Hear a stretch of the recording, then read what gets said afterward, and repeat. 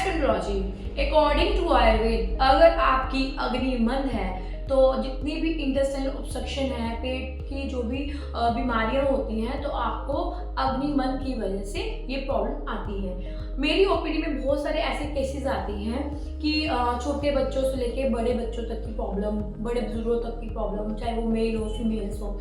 तो हमेशा ये बोलते हैं कि मैम हमारा तो 15-20 सालों से पेट साफ नहीं हो रहा था, हम तो त्रिफला ले रहे थे, हम जहाँ इसे बोल के भूसी ले रहे थे। लेकिन फिर भी आप समझो कि आपकी वो प्रॉब्लम क्यों नहीं हुई है। वो आपकी प्रॉब्लम वहां से शुरू हुई, वो पाइल्स फिस्टुला फिशर में बदल गई, फिर वो आपकी प्रॉब्लम वहां से कहां से अल्सर पहुंच गया, ये कहां से इसका कोरिलेट होता है। तो मैं ये बताना चाहूंगी कि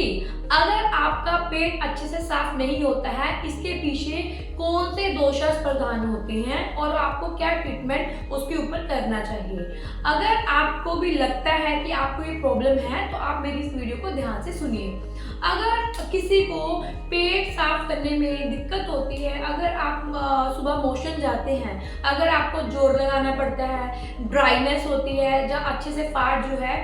नहीं निकल पाता, आपको लगता है कि वो ऑब्स्ट्रक्शन हो गया, तो वो हमेशा वात दोष की वजह से होता है। तो आप इसके लिए क्या कर सकते हैं, सेंधा नमक का घोल ले सकते हैं मॉर्निंग में एम्प्टी स्टमक। तो अपने आप वो क्या होता है कि वात अगर जहाँ पे बिगड़ा होता है तो उसका शमन करता है। दूसरा, जिन भी पेशेंट्स को लगता है कि पेट में बहुत गर्मी रह रही है, पेट में ऐसे लग रहा है जैसे बर्निंग सेंसेशन हो रही है, आग निकल रही है, या उनको बार बार कुछ खाते हैं तो पेट में मरोड़ सी पड़ रही है, और कुछ भी खाते हैं तो उनको पत्ती सी लूज मोशन आ रहा है, तो जिसको हम आईबीएस से कोरिलेट करते हैं, तो उसको उसमें क्या होता है, वो पित्त प्रदान की वजह से होता है। तो आप उसमें गुरुची आदि कषायम ले सकते हैं, क्योंकि उसका काम है ठंडक पहुंचाना। उसके बाद अगर आपको लगता है कि आप पोटी करते हो, आपके पेट में बहुत हैवीनेस रह रहा है, भूख नहीं लग रही है, लॉस ऑफ एपेटाइट की प्रॉब्लम आ रही है, आपको सुस्ती रहती है, या मुंह का टेस्ट नहीं आ रहा है, भूख कम लग रही है, और जब आप स्टूल पास करते हैं या मोशन अच्छे से क्लियर नहीं होता है, ऐसा लगता है कि हम अभी गए थे लेकिन अच्छे से मोशन जो है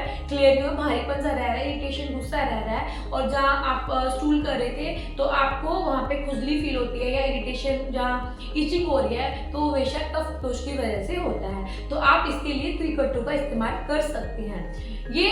जो सारी चीजें दोषा के अकॉर्डिंग मैंने आपको बताई हैं। देखिए, आयुर्वेद मानता है सारी बीमारी की जड़ पेट है, पेट जाने की अग्नि गड़बड़ हुई तो आपको प्रॉब्लम होगी। आपने देखा होगा कि बहुत सारे मेरे पास जो ओपीडी में आते हैं, तो मैम हमें ये कभी भी कोई भी प्रॉब्लम, आयुर्वेद में इतनी पावर है कि वो हर डिजीज को क्योर कर सकता है विदिन 24 आवर्स के अंदर, 48 आवर्स के अंदर, विदाउट एनी साइड इफेक्ट्स। अगर अग्नि मंद पड़ जाती है तो क्या होता है कि जो आयुर्वेद के अकॉर्डिंग रस, रक्त, मांस, अस्थि, मज्जा, शुक्र, जो हमारी धातु है, मतलब कि आपके जो टिश्यूज हैं, उसमें क्या होने लगता है, धातु पाक होने लगता है, जिसकी वजह से आपका जो मेटाबॉलिज्म है वो गड़बड़ होने लगता है, जिसकी वजह से क्या होता है, जब धातु का पोषण नहीं होता, वहाँ पे धातु पाक हो जाता है। इसको हम मॉडर्न साइंस से कोरिलेट करती है, जिसको हम कहते हैं कि आर्ट ऑफ वीइंग डिसऑर्डर हो गया। तो इसके बारे में आपको मैं नेक्स्ट वीडियो में बताऊंगी। अगर आपको भी लगता है कि आपको गैस्ट्रोएंटरोलॉजी की इश्यूज आ रहे हैं, जहाँ आपको इंटेस्टाइनल ऑब्स्ट्रक्शन की इश्यूज आ रहे हैं, आपको ये प्रॉब्लम आ रही है, तो अभी से सावधान हो जाइए, क्योंकि यही प्रॉब्लम आगे जाके जो है आईबीएस में कन्वर्ट हो जाती है। फिर इसी की वजह से आपको peptic ulcer, diurnal ulcer, even की एनल कैंसर तक की प्रॉब्लम आ जाती है, क्योंकि ऑब्स्ट्रक्शन है। ऑब्स्ट्रक्शन हुई, आपने क्योर नहीं की, आपको पता ही नहीं है आपको किस दोष की वजह से प्रॉब्लम हो रही है, तो आपने क्या किया, जो यूट्यूब देखिए, यूट्यूब सोशल मीडिया का मिसयूज मत करिए, क्योंकि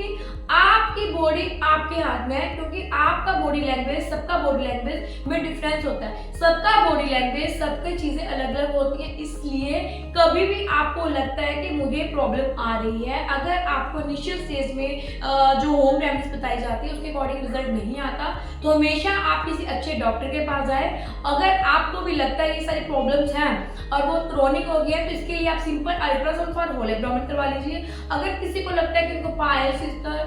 पाइल्स हो गया, फिशर हो गया या फिस्टुला हो गया, तो आप इसके लिए कोलोनोस्कोपी, सिग्मोइडस्कोपी करवा सकते हैं। उससे पता चल जाता है कि आपके जो प्राइवेट पार्ट है, जो एनस रीजन में कोई ऑब्स्ट्रक्शन तो नहीं हो रही है, तो इसका उससे पता चल जाता है। अगर आपको भी लगता है कि आपको कोई ऐसी प्रॉब्लम है या ऐसी डिजीज से आपको प्रॉब्लम क्रिएट हो रही है, जब आपके नियर अबाउट किसी को प्रॉब्लम है, तो आप नीचे दिए गए नंबर से ग्रीन जोन से कनेक्ट कर सकते हैं।